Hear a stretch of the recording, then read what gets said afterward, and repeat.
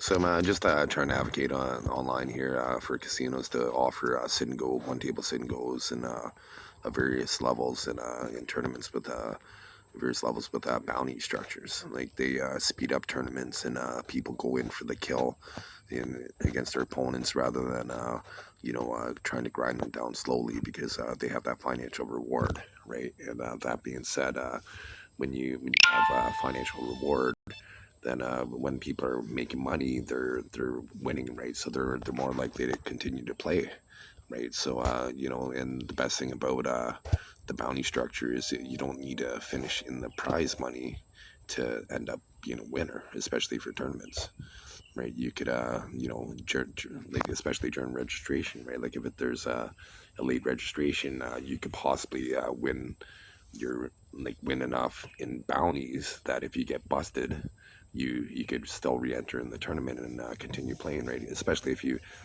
go considerable distance to a tournament, you ideally have enough for one rebuy or two rebuys, depending on how many they have, right? Especially if you caught a plane to go there, right? You don't want to go there and then end up with pocket aces 15 minutes in the tournament and then busted without a plan B for when things don't work out as planned, right? So it's a matter of maximizing the opportunities, right? So utilizing the floor space to be able to offer say like $125 sit and go, 250, 500 and something, maybe 575 or whatever, and then 1,000 or 1,100, right? If you had four different levels for like the higher rollers, right? Because like when you're developing bankroll, then you could start out with I'd pretty much only play singles if they offered it. I do love cash, but I love the pressure of blinds going up, and so especially if they had the bounty structure, I'd be at the casino more often because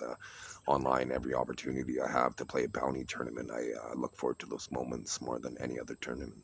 Because especially if at the casino, just say what you could have is you could have like a wall of fame, and then for once you implement the bounty structure, then you could have people like say the guy that had the most bounties in the tournament, their pictures on the wall of fame, right? Like as the shark, the killer of the tournament, right? Because people love accolades and being able to strive to be like somebody that they could see, right? Because I know if they had a wall of fame, I would try to strive to be on there, right? And then once you're on there, then eventually somebody like LeBron James, right? Like his type of career where he played and he was notable from the beginning, but now the end, they're considering him being one of the greatest of all time, right? So that's at that moment when you're at that level of any sports, right? Then you have to find that extra gear and then prove it, right, unequivocally that you are the best of all time, right? And by season